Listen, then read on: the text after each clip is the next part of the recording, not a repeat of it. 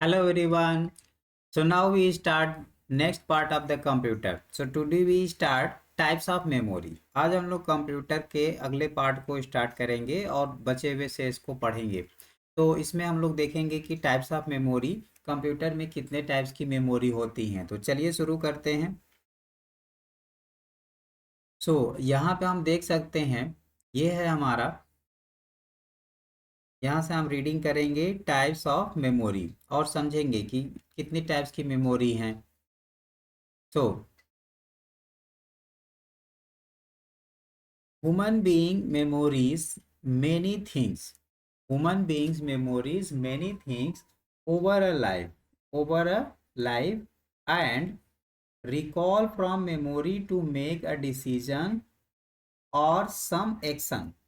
जो human life की memory होती है वो ओवर टाइम यानी लाइफ टाइम हमेशा होती है, things over a lifetime and recall from the memory to make the decision. ये मेमोरी हमें डिसीजन लेने में हेल्प करती है, एक्शन और सम एक्शन और कुछ एक्शन भी रिकॉल करती है। हाउएवर हाउएवर जब कभी we do not really on our memory completely and make we make notes and store important data and information। जब कभी हमें कोई चीज़ याद नहीं रहता है तो हम लोग क्या करते हैं, हम लोग जैसे कंप्लीटली वो मेमोरी से हमको लगता है कि ये भूल जाएंगी या ये इंफॉर्मेशन हमें याद नहीं रहेगी, तो हम उस इंफॉर्मेशन को क्या करते हैं, या तो नोट डाउन कर लेते हैं, note and store important data and information. उस डेटा को या तो हम कहीं नोट कर लेंगे या स्टोर कर लेंगे using other media such as note view, या तो किसी नोटबुक में या मैनुअल या जर्नल या फिर डॉक्यूमेंट्स एक्सेट्रा। सिमिलरली ठीक उसी तरह से computer have two types of memory. Computers के पास भी दो टाइप्स की मेमोरी होती है।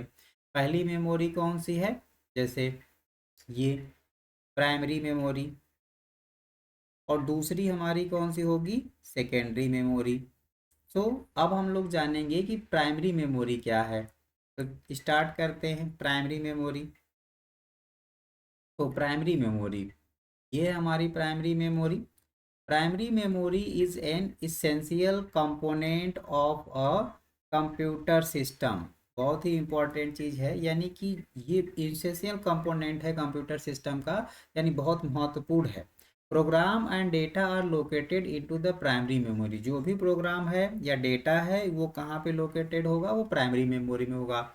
लेकिन ये कब होगा, बिफोर प्रोसेसिंग। प्रोसेसिंग से बिफोर कोई भी हम लोग डेटा अगर इनपुट डालते हैं तो वो हमारा प्राइमरी मेमोरी में पहले जाएगा, फिर इसके बाद प्रोसेस होगा। तो program and data are located into the primary memory before processing. The CPU interact, अब जो सीपीयू होगा, central processing unit, the CPU interact, CPU से फिर वो इंटरेक्ट करता है directly with primary memory to perform read or write operation. तो CPU से वो फिर इंटरेक्ट होगा प्राइमरी मेमोरी, फिर इसके बाद रीड या राइट ऑपरेशंस वर्क करेगा। It is two types. Number one, random access memory, that is known as RAM, and number two, read only memory, that is known as ROM. So RAM is a volatile memory. ये बहुत बार exams में पूछा गया है। RAM किस types की memory होती है, वोलेटाइल मेमोरी होती है। That is as long as the power is supplied to computer it retain the data in it. ये तब तक काम करता है जब तक कंप्यूटर में पावर सप्लाई होता है और तब तक वो काम करता है। But as soon as the power supply is turn off, जैसे ही पावर सप्लाई टर्न ऑफ हो जाती है, all the contents of the RAM was wiped out. और जितने भी उसमें कंटेंट हम लोग रैम में रखे रहेंगे, अगर पावर सप्लाई ऑफ करेंगे, बंद करेंगे या टर्न ऑफ हो जाएगा, तो वो सब का सब वाइप्ड यानी साफ हो जाएगा, क्लियर हो जाएगा, उसमें कुछ अब रह नहीं जाएगा। तो it is use to store data temporarily, यानी कि रैम जो होता है वो टेम्पररी डेटा को स्टोर करने के लिए यूज होता है। While the computer is working, जब भी कंप्यूटर वर्क करता है तो वो टेम्पोररी डेटा को स्टोर करके रखता है, रैम। यानी कि इट मतलब RAM, RAM is use to store the data temporarily while the computer is working, जब भी कंप्यूटर वर्क करता है।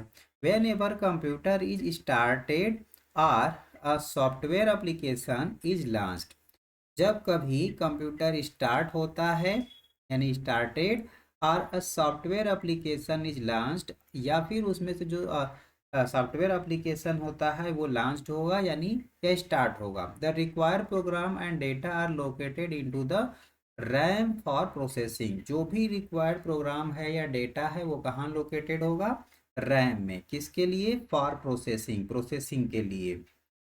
RAM is a usually referred to as main memory, RAM को हम लोग मेन मेमोरी भी कह सकते हैं या ऐसे रेफर करते हैं, वो एक मेन मेमोरी है। It is faster than the secondary memory, ये कंपेरिजन देन सेकेंडरी मेमोरी से फास्टर होता है। Or storage device, secondary device को ही स्टोरेज डिवाइस कहते हैं, और स्टोरेज डिवाइस या सेकेंडरी डिवाइस से फास्टर कौन होता है, रैम होता है। रैम हमारा मेन मेमोरी भी होता है, तो रैम का हमें कितने नाम मिल गए, यानी रैम को हम क्या कह सकते हैं, ये हमारा रैम है। रैम को हम लोग मेन मेमोरी भी बोलेंगे, मेन मेमोरी क्या होगा ये, रैम हमारा किस टाइप का होगा, मेन मेमोरी। और इसके बाद हमारा आता है कौन सा, सेकेंडरी मेमोरी। सेकेंडरी मेमोरी को हम लोग क्या कहेंगे, स्टोरेज, यानी इसमें डेटा क्या होगा, स्टोर होगा, तो इसे कहेंगे स्टोरेज डिवाइस। स्टोरेज डिवाइसेस को हम लोग क्या नाम देते हैं, सेकेंडरी मेमोरी। तो रैम जो होता है वो मेन मेमोरी होता है, और मेन मेमोरी क्या होती है, सेकेंडरी मेमोरी से फास्टर होती है। तो on the other on the other hand, RAM is non-volatile, which means its contents are not lost even when the power is turned off। जब रैम हमारा वोल्टाइल होगा और सप्लाई ऑफ होगा तो डेटा वाइप्ड हो जाएगा, लेकिन अदर हैंड दूसरी बातों में अगर जब रैम को हम नॉन वोल्टाइल कर लें, and which means the its content are not loss even when power is turn off, तो जब पावर टर्न ऑफ हो और डेटा लॉस नहीं हो तो रैम वहाँ पे नॉन वोल्टाइल हो गया। And it is used as a small, इसको हम लोग बट फास्टर परमानेंट स्टोरेज, तो ये मतलब बहुत ही छोटा और लेकिन faster permanent storage for the content which are ready, that means rarely change, जो जो कंटेंट होगा वो रेयरली चेंज मतलब जल्दी से चेंज नहीं होगा, तो उसके लिए वो फास्टर परमानेंट स्टोरेज की तरह काम करेगा। फॉर एग्जांपल जैसे द स्टार्टअप प्रोग्राम हमारा जो होता है जैसे बूट लोडर, जैसे कंप्यूटर हम ऑन करेंगे तो लोडिंग होता रहता है, सर्कल सर्कल घूमता रहता है, that loads the operating system into primary memory, का मतलब कि वो ऑपरेटिंग सिस्टम में प्राइमरी मेमोरी को क्या कर रहा है, लोड कर रहा है। इज स्टोर्ड इन रैम, वो क्या होगा रहा है, रैम में स्टोर हो रहा है। यानी कि जैसे हम लोग स्टार्टअप प्रोग्राम करेंगे, for example the startup program boot loader that loads the operating system, जो ऑपरेटिंग सिस्टम को लोड करेगा इनटू अ प्राइमरी मेमोरी में, and is store in the RAM, और वो जो होगा वो रैम में स्टोर हो जाएगा। सेकेंड हमारे पास जो मेमोरी आती है वो वो हमारी क्या है, कैचे मेमोरी। अब इसको समझते हैं, ये भी बहुत important. RAM is a faster than secondary storage, confirm है कि रैम जो है सेकेंडरी स्टोरेज से फास्टर होता है, but not faster as a computer process, यानी कि कंप्यूटर प्रोसेसर से वो फास्टर नहीं होता है। सो because of RAM, a CPU may have to slow down। ठीक है, जैसे यहाँ पे कह रहा है a CPU may have to slow down because, क्यों ऐसा होता है?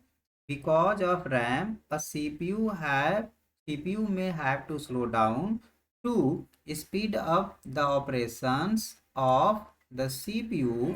अब CPU, जैसे हम लोग CPU में अगर RAM लगा देंगे तो CPU स्लो डाउन हो जाएगा, और the speed of the operation of CPU, a very high speed memory is placed between the CPU and primary memory।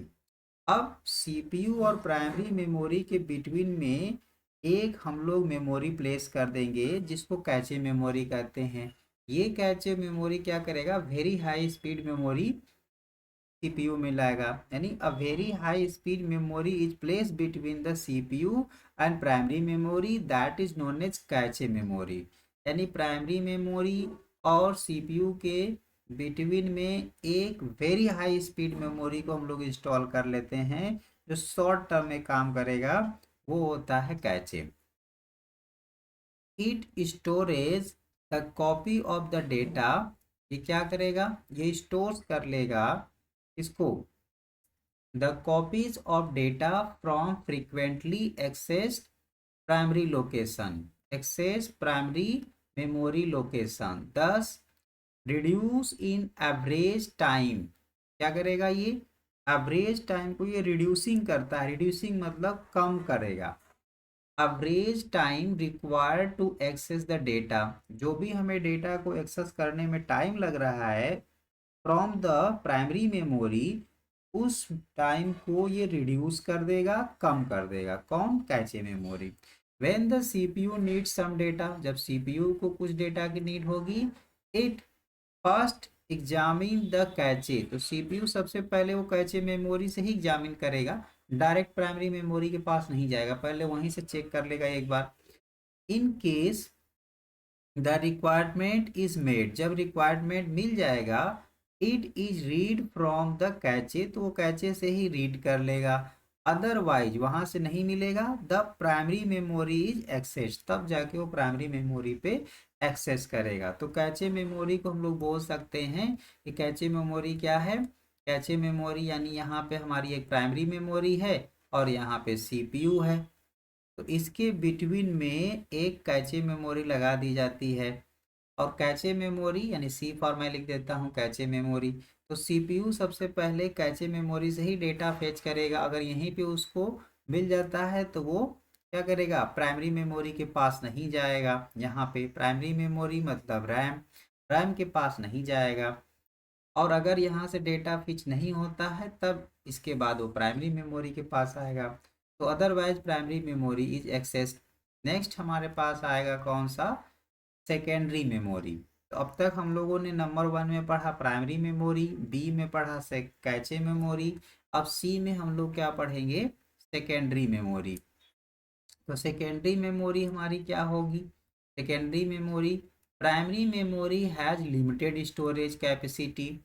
जो प्राइमरी मेमोरी होती है वो लिमिटेड स्टोरेज कैपेसिटी इज इधर वोल्टाइल, या तो वो वोल्टाइल रैम होगा, और रीड ओनली, या तो वो रोम होगा। Thus a computer system need auxiliary और secondary memory to permanent store the data और इंस्ट्रक्शन फॉर फ्यूचर यूज। इसलिए कंप्यूटर को अपने फ्यूचर यूज के लिए परमानेंट डेटा को स्टोर करना पड़ता है, या उसको रखना पड़ता है। So computer system needs auxiliary और secondary memory to permanent store the data or instruction for future use। the secondary memory is non volatile। जो सेकेंडरी मेमोरी होती है वो नॉन वोल्टाइल होती है। अभी हम लोग पढ़े थे रैम हमारा क्या होगा? वोल्टाइल होगा। अगर रैम को नॉन वोल्टाइल करेंगे तो सेकेंडरी मेमोरी की तरह थोड़े देर तक काम करेगा, जो अभी हम लोग ऊपर रीड कर चुके हैं।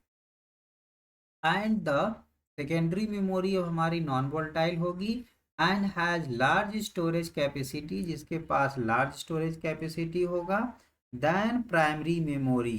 प्राइमरी मेमोरी से कंपेयर करने पे सेकेंडरी मेमोरी के पास स्टोरेज कैपेसिटी ज़्यादा होगा, यानी larger. It is slower and cheaper. ये हमारा स्लोअर और चीपर होता है, यानी सस्ती होती है दैन द मेन मेमोरी। अब देखिए, मेन मेमोरी को ही प्राइमरी मेमोरी कहेंगे, प्राइमरी मेमोरी को ही रैम कहेंगे। तो कभी भी अगर आपको मेन मेमोरी कहे या प्राइमरी मेमोरी कहे या फिर रैम कहे, इससे हमारा जो सेकेंडरी मेमोरी होता है जिसे स्टोरेज डिवाइस कहते हैं, वो हमारा क्या होगा, ज़्यादा स्टोरेज रखने की कैपेसिटी होगी और वो थोड़ी स्लोअर होगी कंपेरिजन करने पे। But it can not be access directly by the CPU. लेकिन ये जो है सीपीयू के द्वारा डायरेक्ट एक्सेस नहीं किया जाता। Content of the secondary storage need to be the first. जो भी कंटेंट्स होंगे, contents of the secondary storage needs to be first brought into the main memory of the CPU to access. For example, the secondary memory device include the hard disk drive जिसको HDD कहते हैं।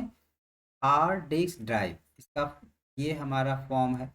HDD का full form क्या होगा, hard disk drive, जिसको short form में HDD कहेंगे। ठीक है। इसके बाद है CD कंपैक्ट डिवाइस।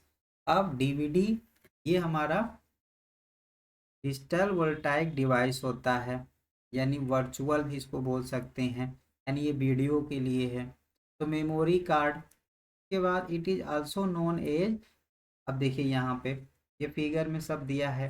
यहाँ पे हमारे पास क्या है, ये हमारा पेन ड्राइव है, ये हमारा हार्ड डिस्क है, ये मेमोरी कार्ड है, ये CD DVD है, एंड ये हमारा टैप ड्राइव है।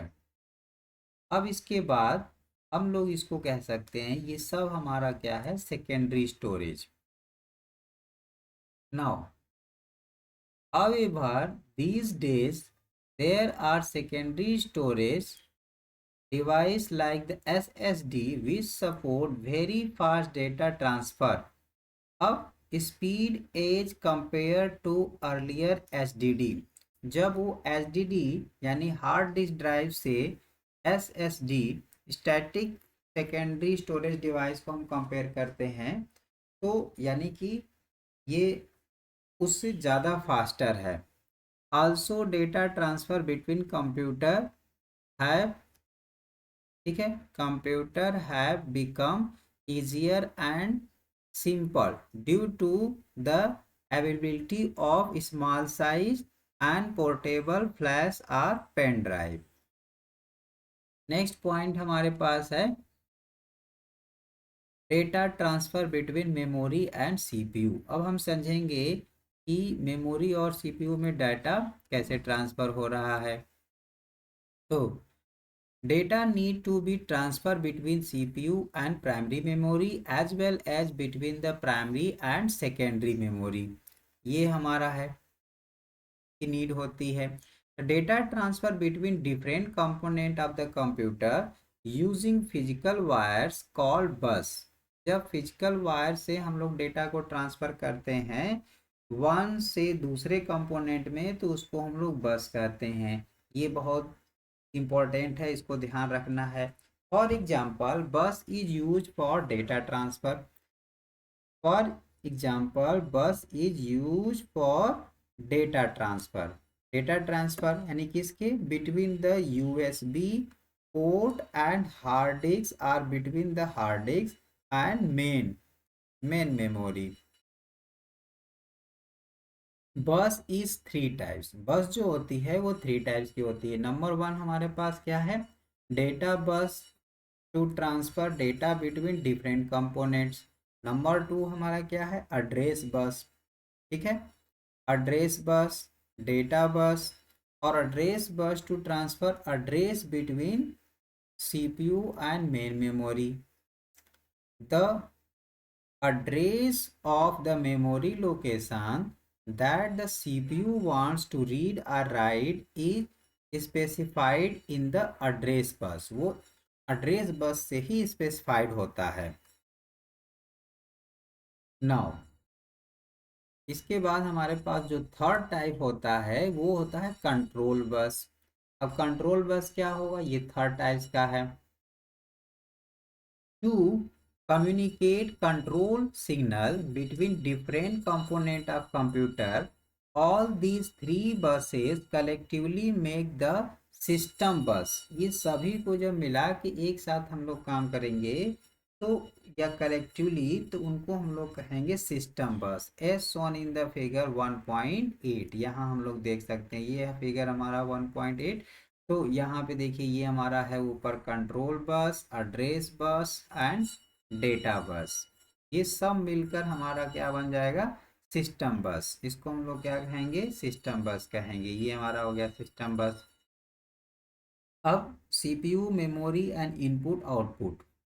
सो डेटा, इसमें क्या होगा, data transfer between the components through system बस। सिस्टम बस में कितने बस हमारे कलेक्टिवली होते हैं, data bus, address bus, control bus. ये ध्यान रखना है, तीनों हमारे इन तीनों को मिला के हम लोग क्या कहेंगे, सिस्टम बस। और सिस्टम बस में अगर एग्जाम में पूछे कि सिस्टम बस में कितनी बसेस होती हैं तो तीन, यानी कि 3 बसेस कलेक्टिवली होती हैं, data bus, address bus and control bus.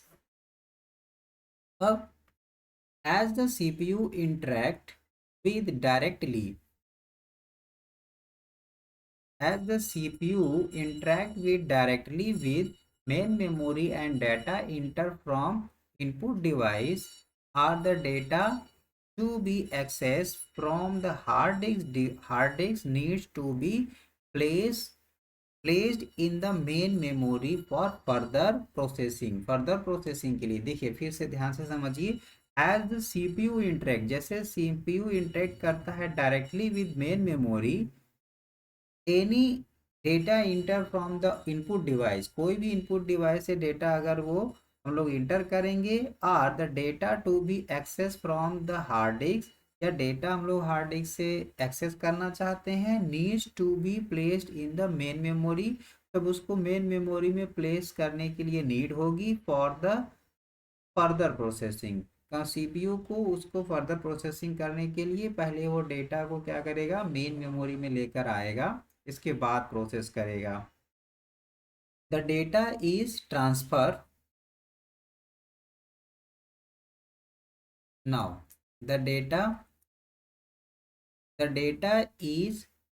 data is then transferred between CPU and main memory using bus। अब the CPU plays on the address bus the addresses of the main memory location from which it wants to read data or to write data, या तो read data करेगा या write data करेगा। While executing the instruction, the CPU specify the read or write control signal through the control bus। As the CPU may require to read data from main memory or write data to main memory, at bus is bidirectional, but the control bus and address bus are unidirectional। ध्यान से देखिए, जो हमारा data bus होता है वो by directional होता है, लेकिन जो कंट्रोल बस या एड्रेस बस होता है वो यूनिडायरेक्शनल होता है। यूनिडायरेक्शनल मतलब एक ही डायरेक्शन में जाएगा, बाई डायरेक्शनल मतलब दोनों डायरेक्शन में जाएगा, यानी डेटा ट्रांसफर दोनों साइड से होगा। ठीक है, बट अगर यहाँ से हम लोग देखें तो यहाँ से डेटा देखिए, जो कंट्रोल बस है और यहाँ पे कंट्रोल बस, एड्रेस बस से ये जो डेटा जा रहा है ये मेमोरी की तरफ, और यहाँ से मेमोरी से बस डेटा बस से ये डेटा दोनों तरफ एरो दिखा रहा है यहाँ पे, तो इसका मतलब ये हो गया हमारा बाई डायरेक्शनल। बट ये प्रॉपर इसमें नहीं भी शो है, आगे हम लोग पढ़ते हैं। इसमें क्लियर बताया जा रहा है, the CPU may require to read the data from main memory और write data to main memory a data bus is bidirectional, जो डेटा बस होगा वो बाई डायरेक्शनल होगा, बट द कंट्रोल बस, लेकिन जो कंट्रोल बस है या फिर address bus are the unidirectional, वो हमारे क्या होते हैं, यूनिडायरेक्शनल होते हैं। The right data into memory, the CPU place the data on the data बस, जो सीपीयू होता है places the data on the data bus, which is then written to specify address provided through the address bus।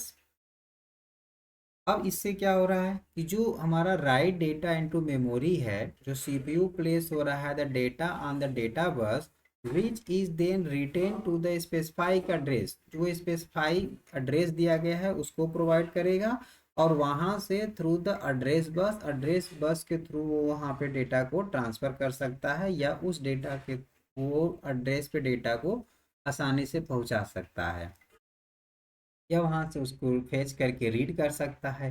In case of read operation the CPU specify the address, जब read operation करेगा तो CPU पहले specify करता है address को, then data is place on the data bus, तब data कहाँ पे प्लेस हो जाता है, ऑन द डेटा बस में प्लेस हो जाता है by an dedicated hardware, by an dedicated hardware called the memory controller, तो उसको हम लोग क्या कहेंगे, मेमोरी कंट्रोल कहेंगे। The memory controller manage the flow of the data into and out of the controllers main memory, वो data उसमें क्या करेगा, memory controller manage the flow of the data into and the out of the computers main memory. Next हमारे पास आएगा 1.5 micro processor. अब समझते हैं हम लोग माइक्रो प्रोसेसर क्या है। इन अर्ली डेज में computer CPU use to occupy a large room, पहले कंप्यूटर का जो सीपीयू होता था वो एक लार्ज रूम और मल्टीपल कैबिनेट को उसको रिक्वायर होता था। हाउएवर विद एडवांसमेंट, जब एडवांसमेंट टेक्नोलॉजी आ गई, the physical size of CPU, जो अब सीपीयू की फिजिकल साइज थी अब वो रिड्यूस हो गई, रिड्यूस मतलब कम हो गई, has reduced, and it is now possible to place a CPU on a single microchip. अब जाके ये सब पॉसिबल हो गया कि जो सीपीयू है उसको एक सिंगल माइक्रोचिप में हम लोग कन्वर्ट कर सकते हैं, या it is now possible to place, इसको रख सकते हैं अ सीपीयू, अब एक सीपीयू को ऑन अ सिंगल माइक्रोचिप, एक सिंगल माइक्रोचिप में। अब कह रहा है कि अब प्रोसेसर यानी कि सीपीयू हमारा प्रोसेसर है, which is implemented on the single microchip called the microprocessor। यही क्वेश्चन आता है कि माइक्रो प्रोसेसर क्या है, तो याद रखना है, हमें क्या याद रखना है, तो इसे हम लोग ऐसे कर सकते हैं कि अ प्रोसेसर यानी कि अ processor CPU which is implemented on a single microchip is called microprocessor।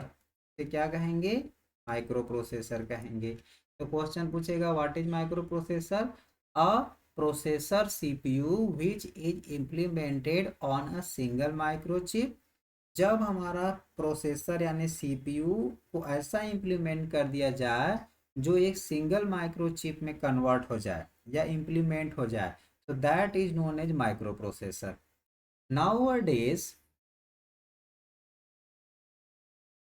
Nowadays almost all the CPU are microprocessor।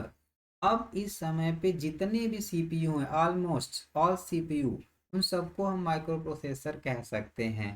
Hence the terms are use synchronously, that mean synchronously for practical purpose. जैसे synchronisation जो होता है यहाँ पे साइनोनीमसली, I am sorry, साइनोनीमसली मतलब for the practical purpose, उसको एक साथ यूज करने के टर्म्स को हम लोग कहते हैं।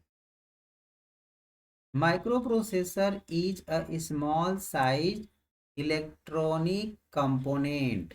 जो हमारा माइक्रो प्रोसेसर होता है वो एक स्मॉल साइज इलेक्ट्रॉनिक कंपोनेंट होता है इनसाइड अ कंप्यूटर। कंप्यूटर के इनसाइड एक स्मॉल इलेक्ट्रॉनिक कंपोनेंट को ही माइक्रो प्रोसेसर कहते हैं, या उसकी साइज बहुत छोटी होती है।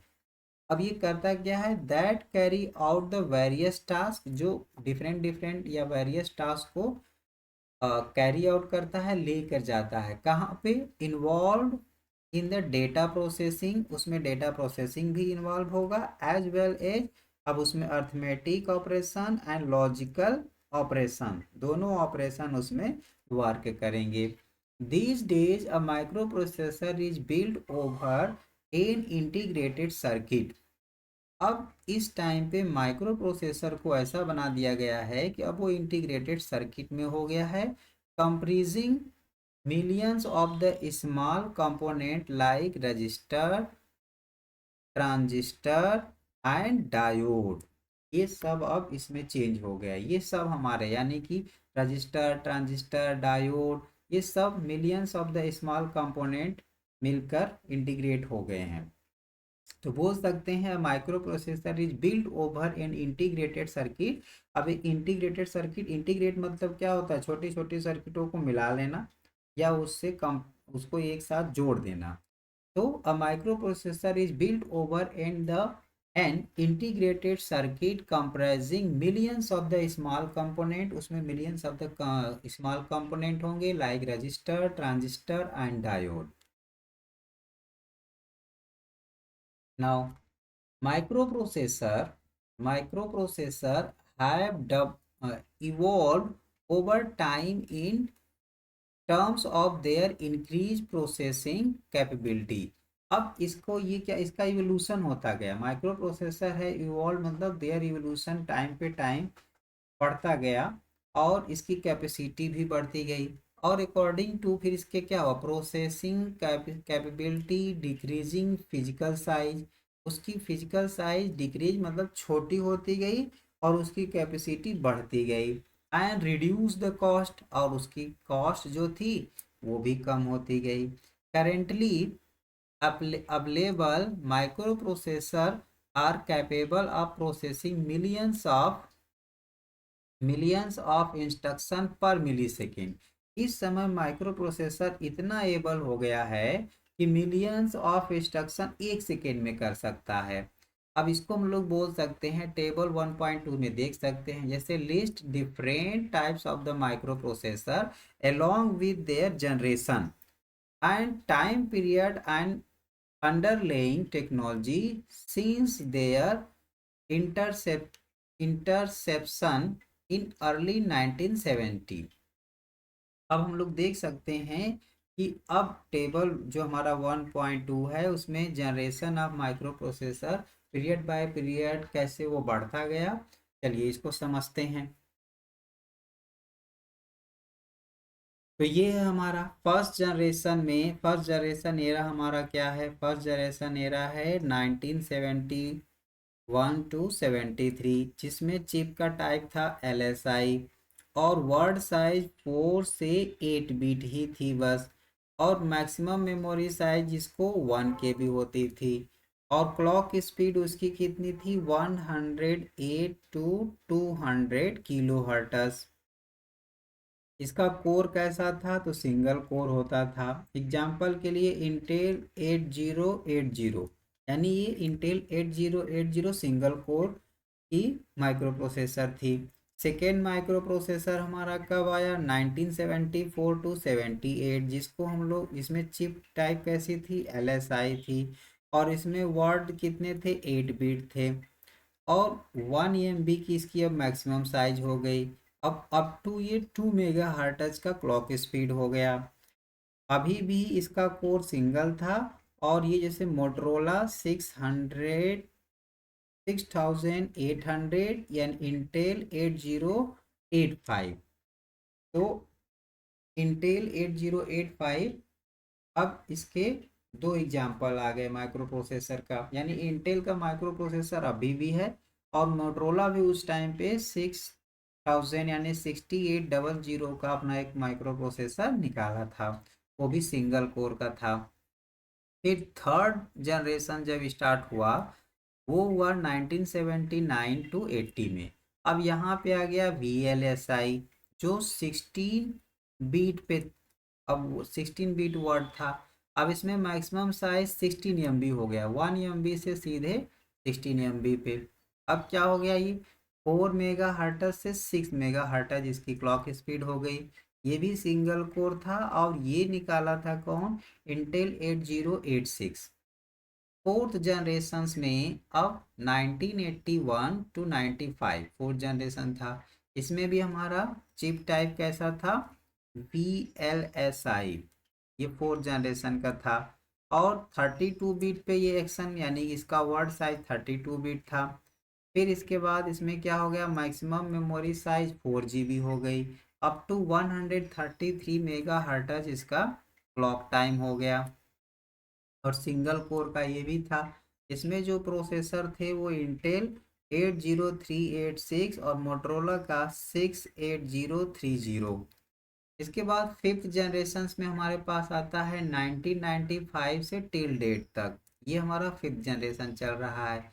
इसमें हमारी चिप की मतलब चिप टाइप हो गई SLSI और वर्ड साइज 64 बिट हो गया। अब इसके बाद मैक्सिमम मेमोरी साइज हमारी 64 GB हो गई। क्लॉक की स्पीड जो थी, अब देखिए 500 मेगा हर्ट्ज से 34 GHz पे पहुंच गया, यानी कि जीगा और मेगा, मेगा से बड़ा है जीगा। अब इसके बाद इसका जो कोर आया वो मल्टी कोर हो गया। इसमें हम लोग क्या बोल सकते हैं, एग्जाम्पल के लिए पेंटियम हो गया, सेरेलोन हो गया एंड जिनॉन। अभी जो भी आ रहे हैं इसमें कोर i5 3, कोर i7, ये सब हमारे मल्टी कोर में हो गए। क्यों, क्योंकि फिफ्थ जनरेशन में अब यही आ रहे हैं। तो few prominent example are included, यहाँ पे इंक्लूड किया गया है। बाकी चीज़ें आप इंटरनेट से और भी हम लोग सर्च करके लिख सकते हैं। तो फिलहाल इतना याद करें, और भी हम लोग सर्च करेंगे। अब माइक्रो प्रोसेसर हमारे पास क्या है, माइक्रो प्रोसेसर के स्पेसिफिकेशन। अब microprocessor are classified on the basic of the different feature which include the chip type, word size, memory size, clock speed and these features are briefly explained below। अब हम लोग समझेंगे कि ये क्या होता है। तो देखिए वर्ड साइज क्या होता है, word size is maximum number of bits that a microprocessor can process at a time.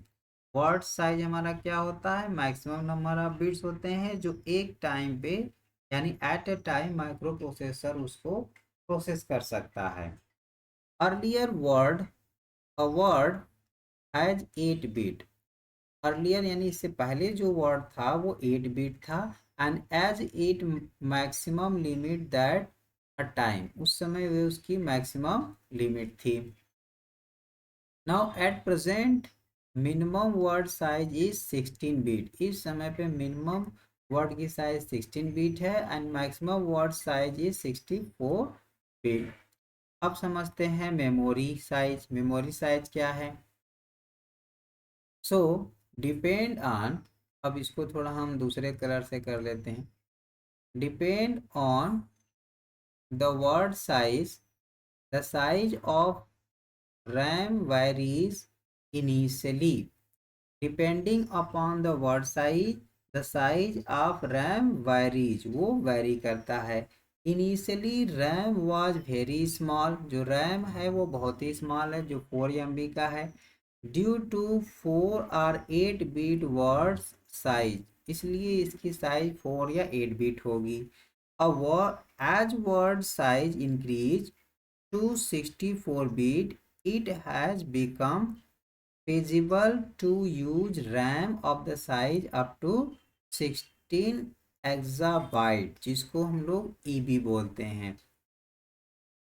अब यहाँ पे देखिए नेक्स्ट हमारे पास है क्लॉक स्पीड। क्लॉक स्पीड क्या होता है, computer have an internal clock, computer के पास एक इंटरनल क्लॉक होता है दैट जनरेट पल्सेस यानी सिंगल, जो सिंगल को जनरेट करता है यानी सिग्नल देता है at regular interval of time. एक रेगुलर इंटरवल ऑफ टाइम पे कंप्यूटर एक सिग्नल देता है, उस सिग्नल्स को हम लोग ये बोल सकते हैं कि वो इंटरनल कंप्यूटर का क्लॉक होता है, या कंप्यूटर के अंदर एक इंटरनल क्लॉक होता है जो सिग्नल को रेगुलर इंटरवल पे टाइम पे जनरेट करता रहता है। तो clock speed simply means the number of pulses generated पर सेकेंड बाय द कंप्यूटर और CPU, by the clock inside a computer. Clock speed indicate, अब क्लॉक स्पीड हमारा क्या करता है, clock speed indicate the speed at which the computer can execute instructions. Earlier, it was measured in hertz and kilohertz, but advancement in the technology and chip density, it is now measured in gigahertz, that is billions of the pulses per second. Next यहाँ पे देखिए, find out the clock speed of the micro processor of your computer and compare with that of year process. इसको हमें find करके check करना चाहिए, सब लोग अपने अपने कंप्यूटर में चेक कर सकते हैं। नेक्स्ट हमारे पास है डी यानी कोर्स। कोर्स क्या होता है समझते हैं। Course, the core is a basic, the core is basic component of CPU. Earlier, the process had only one computation unit, thereby the capable of performing only one task at a time. With the event of multiprocessor, it has become possible for the computer to execute multiple tasks, thereby increasing the system performance. CPU with 2 core and 8 core is called dual core। जो CPU होता है जिसमें 2 core या and 8 core is called dual core, and quad core, octa core processor respectively। ये हमारे core होते हैं, यानी core is basically computation unit of CPU. CPU के यूनिट को कंप्यूट करने के लिए हम लोग कोर से क्या करते हैं, कोर यूनिट जनरेट करते हैं। तो core is a basically computation unit of CPU. CPU का कंप्यूटेशनल यूनिट क्या है, कोर है। या अब इस कोर से हम लोग सीपीयू को पता कर सकते हैं कि वो कितने कोर का है। अगर 4 कोर है या 8 कोर है तो उसको हम लोग डुअल कोर कहेंगे। क्वाड कोर है एंड के बाद आता है octal core processor and respectively SO1। Next हम लोग देखेंगे माइक्रो कंट्रोलर। माइक्रो कंट्रोलर हम लोग अपने नेक्स्ट वीडियो में देखेंगे। यहाँ से तब तक के लिए धन्यवाद।